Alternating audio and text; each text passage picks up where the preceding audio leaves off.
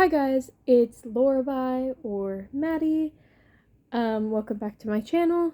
Today I will be reading chapter 10 of #Murder Trending by Gretchen McNeil.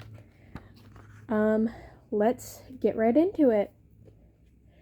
A couple of hours to booby trap her house, but when Dee finally sat down on the sofa, she felt if not exactly safe.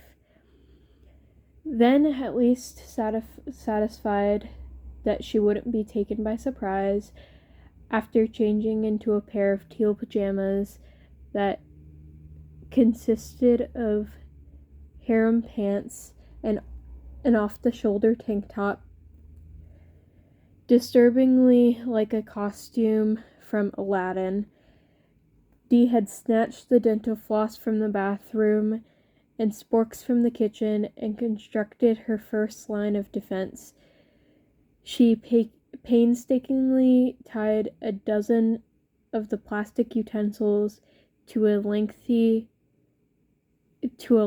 of minty green floss, and then strung it across the front door, securing it to a curtain rod on one side and the door hinge on the other. She realized that the cameras were capturing her every move, but she didn't care. If the postman's killers knew about her alarm system, they'd still have no way of getting inside without triggering the plastic chimes. If she slept on the sofa, the noise would wake her up and give her a head start to escape through the opposite side of the house. Next up, the windows in the living room and the two bedrooms and the sliding glass door. Trickier, since they slid open horizontally instead of vertically, but the dental floss came in handy there too. She found a stash of cardboard coffee cups, in a kitchen cupboard, and after poking two holes in each with a spork prong, she threaded the dental floss through and then secured its ends to each window handle. Next, Dee filled the cardboard cups with whatever she could find. The rest of the sporks, lip gloss tubes, and eyeshadow palettes from the bathroom drawers. An ugly beaded necklace she found paired with one of the princess dresses. If anyone tried to slide open the window or the glass door, it would pull the attached cup, spilling its contents onto the parquet floor and make enough noise to wake Dee up. At least she hoped. She couldn't have been the first inmate to think of creating their own security system. The postman probably had a contingency plan in place for such situations, so Dee couldn't exactly sleep soundly. Instead, she sat on the floor of the living room, leaning against the front wall with that ridiculous plastic spork clenched in her hand. Was Griselda sleeping, or Ethan, or Blair? Were they sitting up like Dee, waiting for the danger hours to pass before they caught whatever Z's they could before work? Dee flinched as she heard a noise outside, crunching like soft shoes on a gravel path. Was that Cecile B. de Violent coming for her, looking to avenge Prince Slayer's death? She held her breath, ears straining against the silence, expecting any moment to hear one of her booby traps triggered as a serial killer entered her home. Tears welled up in her eyes. This is how it would be. Every night, the same paranoia, the same exhaustion. How long could she keep it up? How long before she didn't care if a maniac murdered her or not? how long before she gave up trying to find Monica's real killer. As Dee sat in the silence, her goal of proving her innocence felt soul-crushingly futile. Dee wasn't sure exactly when she had broken Blair's third rule and fallen sound asleep, but she was pretty sure she was dreaming. It was a nightmare, one she had many times before, where she was trapped and fighting for her life, so exactly like her current reality. And this reoccurring nightmare, just like Alcatraz 2.0, was real. Or had been. In the dream, Dee was 11 years old again, waking up in a stark white room with smooth metal walls and no door. She screamed for help until her vocal cords were raw. She pounded on the walls until her arms and hands ached. She cried until she was too exhausted to sob.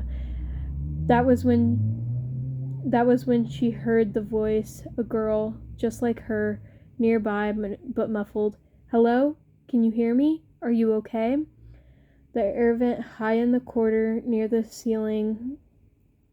"Hello?" Dee said, her voice craggy. Craggy.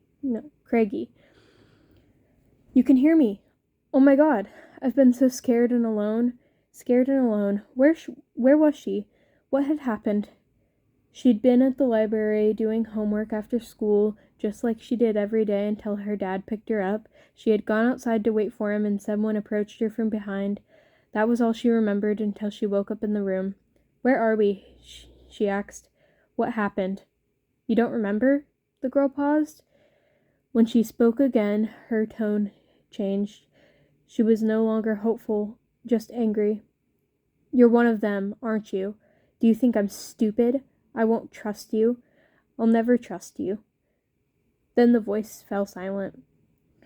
Dee didn't remember what exactly she said next, just that she was begging the girl on the other end of the air vent not to disappear, not to go away, and leave her alone. The dream shifted. Dee wasn't sure how long she had been in the white room, hours or days, and she was so hungry and weak she could barely stand, but she had come to trust her new friend, Kumi, the girl in the air vent. "Dolores," Kumi said. Her voice was like a lilting song. "Are you awake?" "I'm so scared, Kumi," Dee repeated for what felt like the millionth time. "Am I going to die?" "I can help you," Kumi said. "Help me?" Dee pushed herself to her feet, tears streaming down her face. This time, she was crying from hope, not from despair. "Yes," Kumi said. "Hold on." There was movement from above, the sound of metal warping out of place. Then fingers appeared through the air vent, pushing it out, twisting it to the side, pulling it back into the duct. Dee held her breath as a girl's face appeared in the open vent.